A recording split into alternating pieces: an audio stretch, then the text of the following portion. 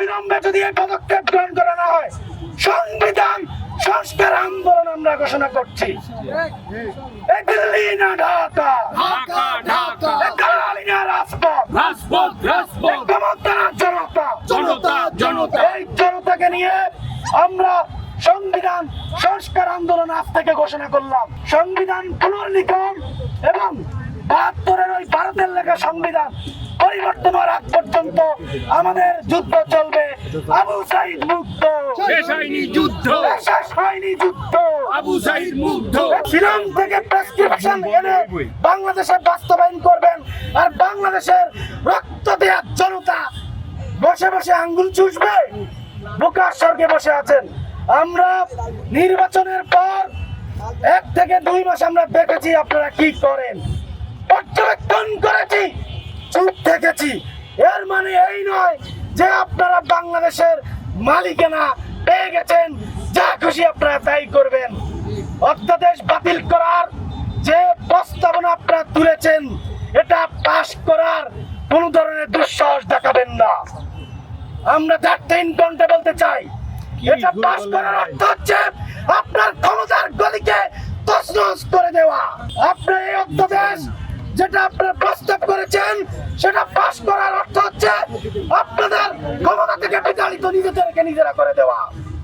আমরা বলে দিতে চাই, জুলাই যোদ্ধা যারা, তারা কিন্তু জেনজি প্রজন্ম। এখন আর বিপ্লব হওয়ার জন্য বছরের পর বছর অপেক্ষা লাগে না।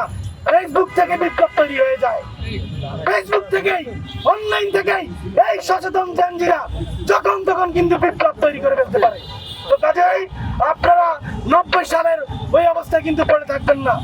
আজকের এই সংবাদ সম্মেলন থেকে আমরা বলতে চাই, আমরা এখন এই জুলাই পরবর্তী নির্বাচিত সরকারের সময় এইরকম শিরোনামে সংবাদ সম্মেলন করতে হবে সেটা আমরা ভাবি নাই।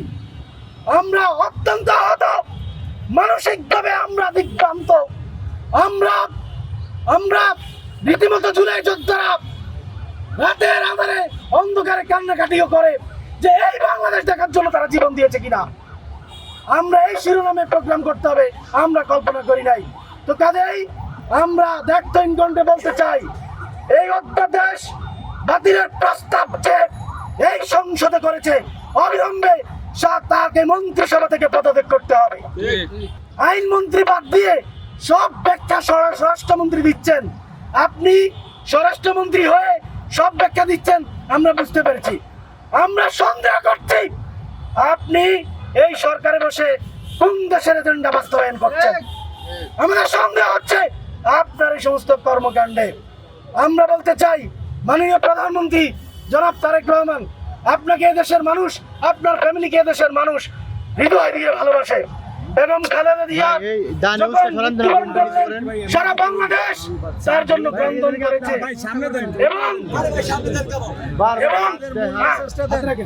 এবং আপনারা জানেন, এই বেগম খালেদা জিয়া তিনি পর্যন্ত যে বিষয়গুলো সংবিধানের কথা, এই সংবিধান তিনি ওই সময় কিন্তু নষ্ট করার জন্য, বাতিল করার জন্য কথা বলেছেন। এটা আজকের কথা না। বালুরটা যখন সরাইতে পারে নাই, তখন থেকে এই কথাবার্তা, তখন থেকে এই কথাবার্তা।